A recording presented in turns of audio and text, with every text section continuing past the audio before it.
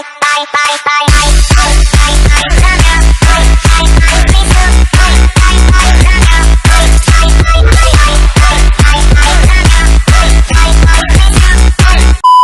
yo tout le monde, j'espère que vous allez bien. En tout cas moi ça va nickel et aujourd'hui on se retrouve pour une vidéo tuto. Dans cette vidéo je vais vous expliquer comment utiliser le logiciel Handbrake. Donc Handbrake, vous allez me dire mais c'est quoi? Alors c'est un logiciel qui est vraiment super pour ceux qui commencent sur YouTube, même pour les grands youtubeurs.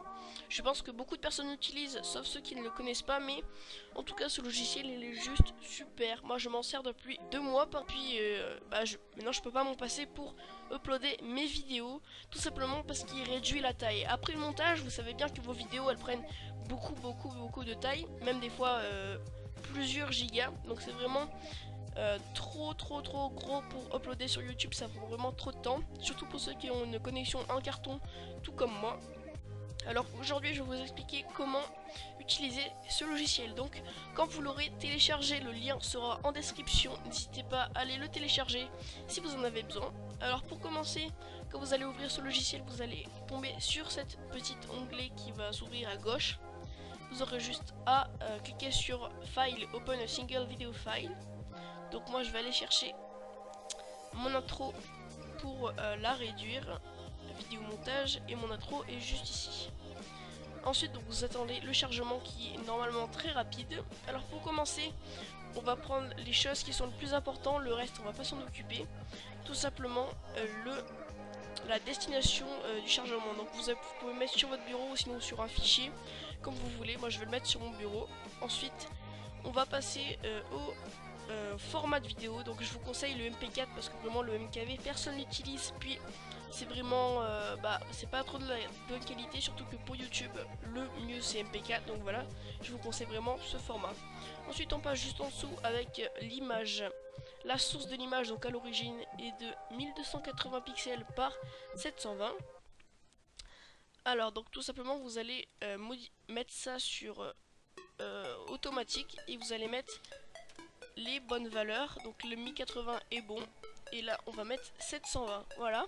Ensuite on passe à filters. Donc là pas grand chose à modifier, il faut juste faire pareil que ce que j'ai mis. Voilà.